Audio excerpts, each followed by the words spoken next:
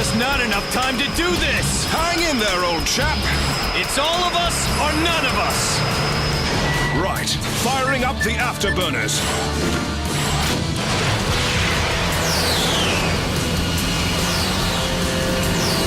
Hello out there. Today we are taking, oh my god, this thing is huge.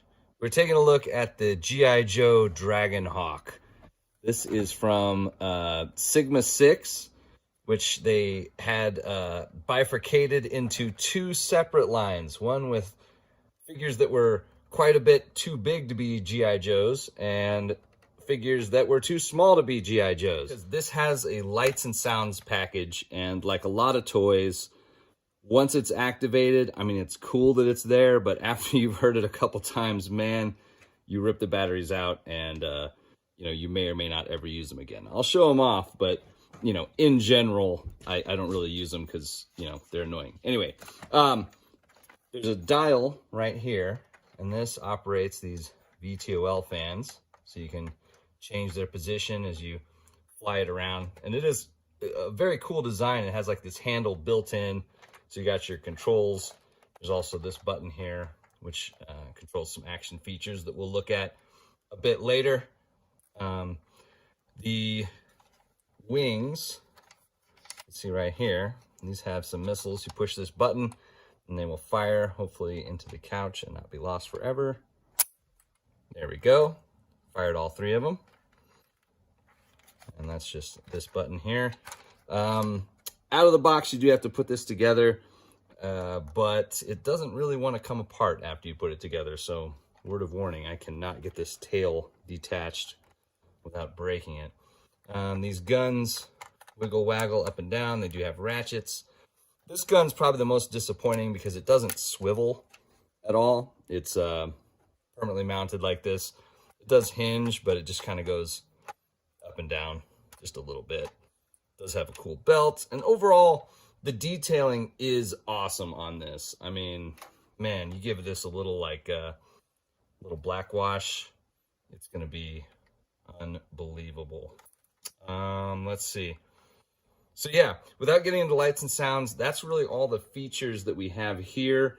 Let's take a quick close-up look at the cockpit,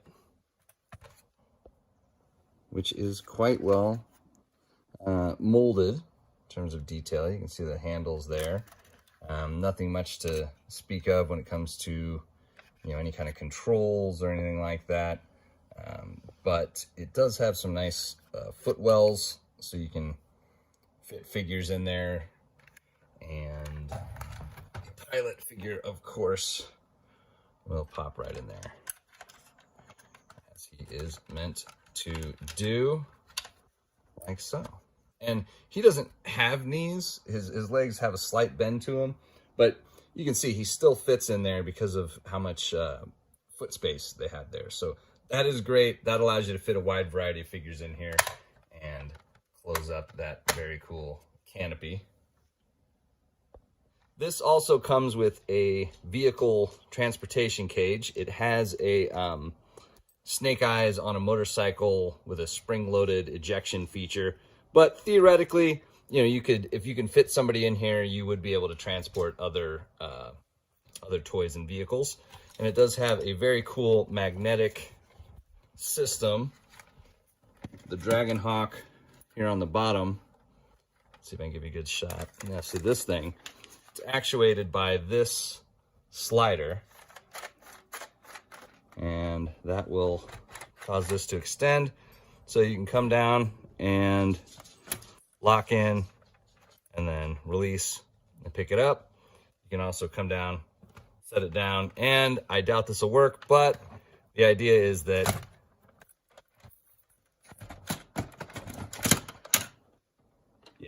so it does work sometimes, but the idea is that this would flip open and your motorcycle shoots out. Snake eyes will come off, and he does have a little bit of articulation.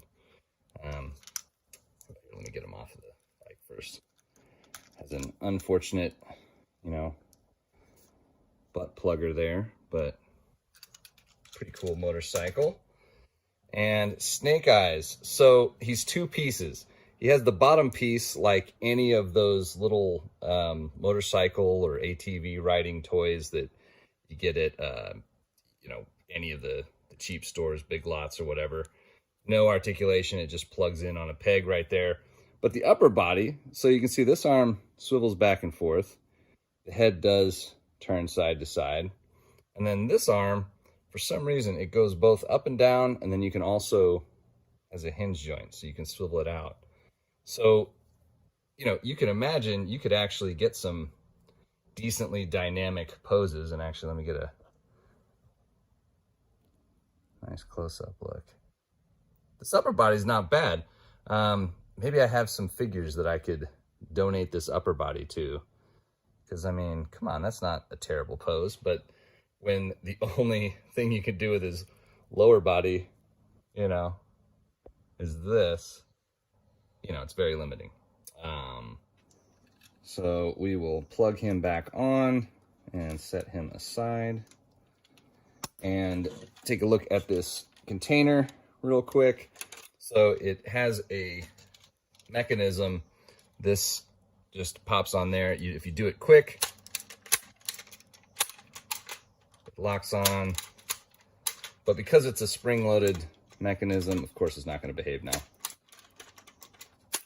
Oh my God. Anyway, just trust me, it does work, but it's one of those where it's barely holding itself together. It's kind of like a, you know, if you've ever had like a you know, animal trap of some kind, you know, it's just barely there, so that the slightest touch will set it off.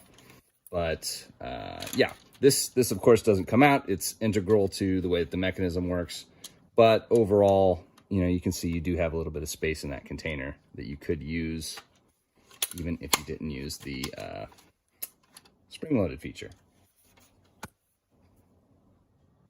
Hopefully it's dark enough that we'll be able to see all the lights here.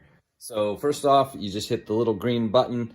I'm going to edit this, so you're just going to hear the beginning and the end. It goes on for maybe about a minute.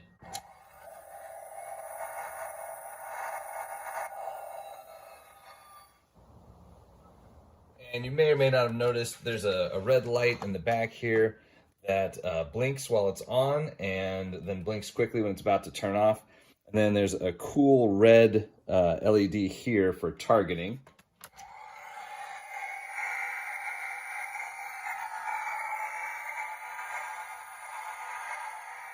And then as you turn the VTOLs,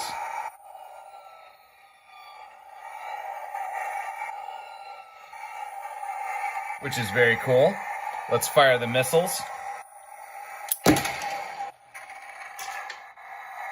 Even has a little explosion there. And then the coolest part, I think, is the lifting noises. Let me grab that lifting box. Lifting box, what a goober. I could have said anything else and it would have sounded less stupid. Cargo crate. So it has this magnetic spot on the top, and the magnetic there. Actually, we looked at that already. So as you come in, let's see, let me activate it. And then and then you'll see there's a green light that lights up. And the idea is that you try to aim at this plus that's on the top there.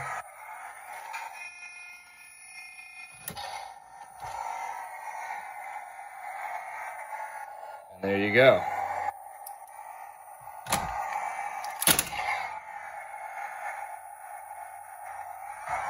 It's more like a Starcom deployment. It's not supposed to be that slow.